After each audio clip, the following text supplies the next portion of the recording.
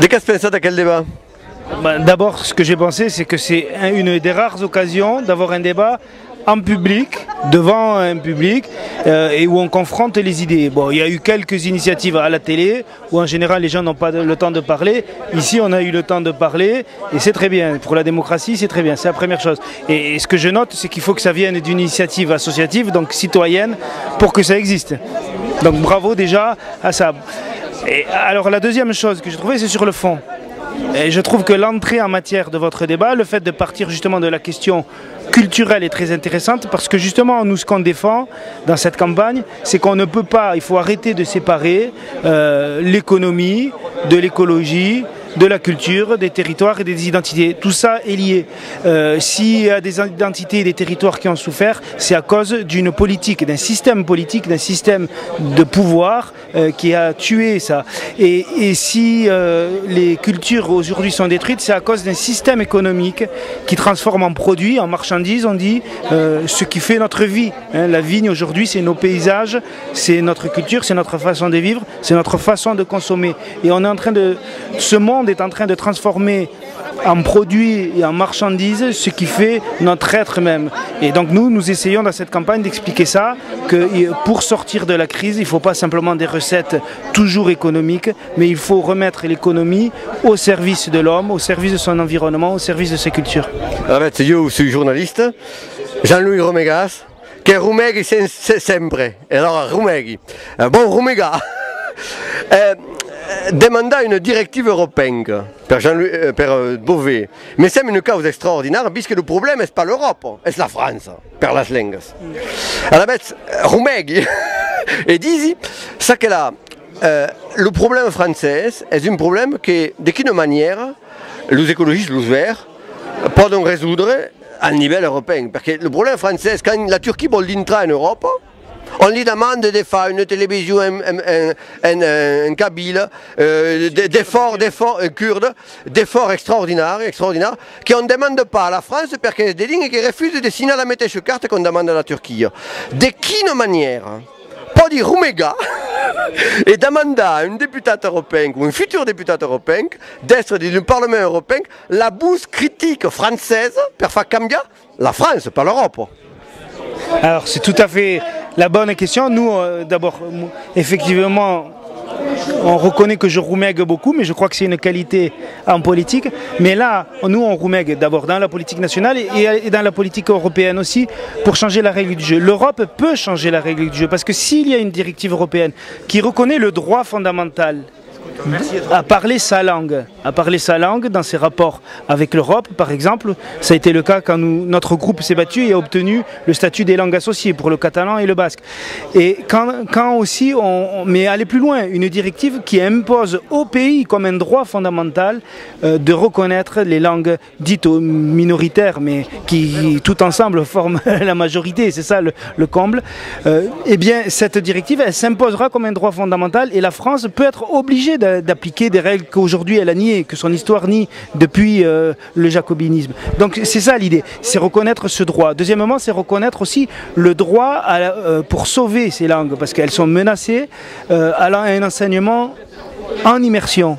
Ce qui n'est pas le cas aujourd'hui. La France ne reconnaît pas vraiment ce droit à l'enseignement en immersion. D'ailleurs, vous voyez bien les difficultés qu'ont les caladrettes pour s'imposer. Il y a des maires qui ont le droit de refuser à des calandrettes de s'installer. On ne veut pas l'intégrer au système d'éducation. Il faut que les gens se débrouillent et ils y arrivent parfois. Donc nous voulons que non seulement la Commission européenne impose dans une directive le droit à l'enseignement en immersion dans les langues régionales, mais en plus qu'il y ait aussi un budget européen pour le développement des cultures et des langues régionales. Il y a des fonds européens pour l'agriculture, c'est les principaux. Il y a des fonds européens pour la culture parfois. Nous voulons qu'il y ait des fonds européens pour la diversité culturelle européenne parce qu'elle est fondamentale. L'Europe n'existera et la démocratie européenne n'existera que si il y a un système de subsidiarité. Il y a des choses qui doivent se décider aujourd'hui à l'Europe et nous voulons construire les règles au niveau européen. L'État-nation doit s'affaiblir mais il va subsister, il va servir encore à quelque chose dans certains domaines bien évidemment.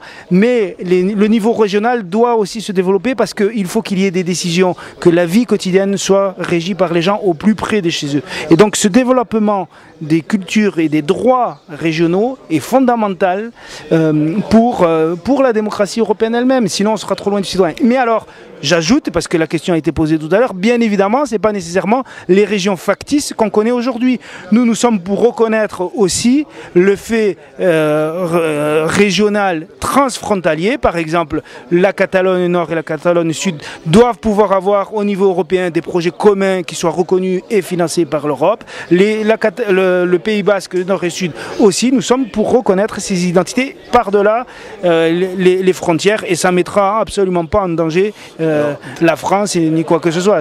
A reçu il y a 15 jours une profession de fait d'esver magnifique, un vert et tout, inscrit, éligide parfaitement. Et 13 jours après, a reçu la méthode de profession de fait en breton. M'avait expliqué qu'il y avait une profession de fait en Corse, bon, magnifique.